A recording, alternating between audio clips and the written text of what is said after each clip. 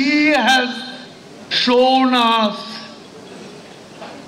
the way out of poverty.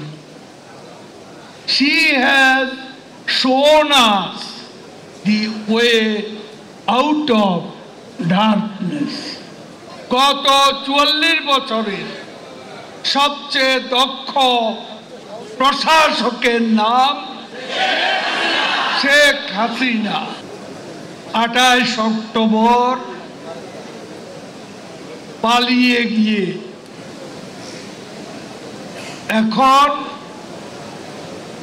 বেসামাল হয়ে প্রতিনিয়ত আওয়ামী লীগকে আক্রমণ করছে। আমি তাকে বলতে চাই,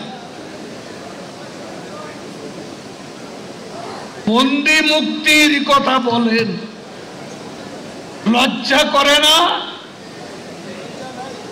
জিয়াউর রহমান আওয়ামী লীগ সহ অন্যান্য দলের ৬২,০০০ নেতা কর্মীকে জেলে রেখেছিল। আপনাকে মনে করিয়ে দিচ্ছি, আপনাদের কতজন জেলে আছে? ৬২,০০০ নেতা কর্মী জেলে। ৩,০০০ আমাদের নেতা কর্মীকে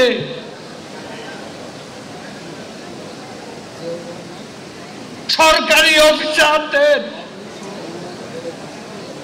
গুম করে হত্যা করেছিলেন জিয়াউর রহমান।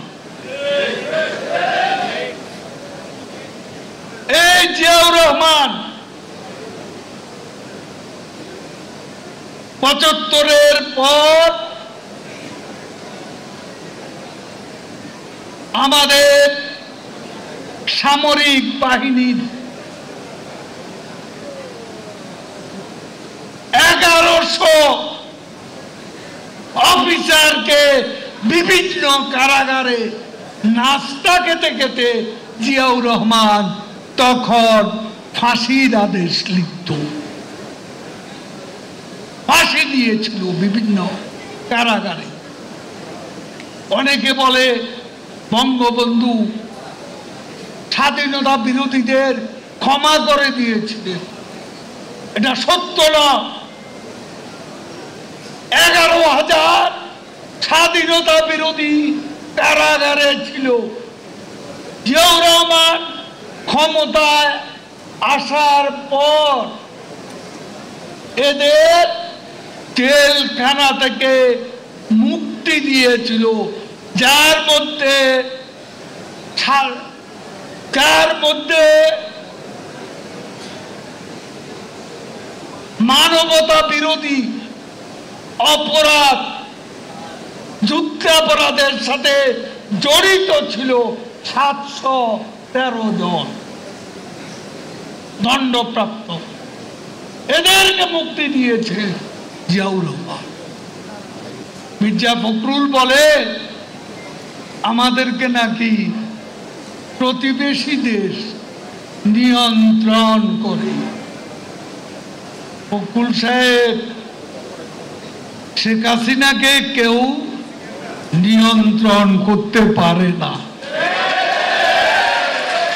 আমাদের নিয়ন্ত্রণ করে বাংলাদেশ রাষ্ট্রের জন্মের চেতনা, আমাদেরকে নিয়ন্ত্রণ করে মুক্তিযুদ্ধের মূল্যবোধ, আমাদেরকে নিয়ন্ত্রণ করে মুক্তিযুদ্ধের রণধ্বনি জয় বাংলার চেতনা। আমাদেরকে দেশি বিদেশি কোনো শক্তি নয়, আমাদের নিয়ন্ত্রণ করে বাংলাদেশের জনগণ, আমাদেরকে নিয়ন্ত্রণ করে বাংলাদেশের সংবিধান। এই সংবিধানের বাইরে আমরা যাব না। আজকে যত ষড়যন্ত্রই করুন, যত বিদেশি শক্তির নামে হুমকি দমকি দিতে পারেন, শেখ হাসিনা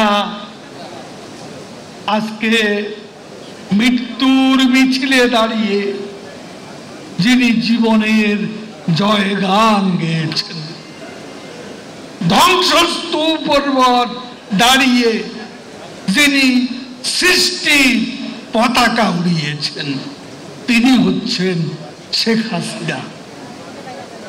তিনি কোন পরাশক্তি, বিদেশি শক্তির পরোয়া করেন না।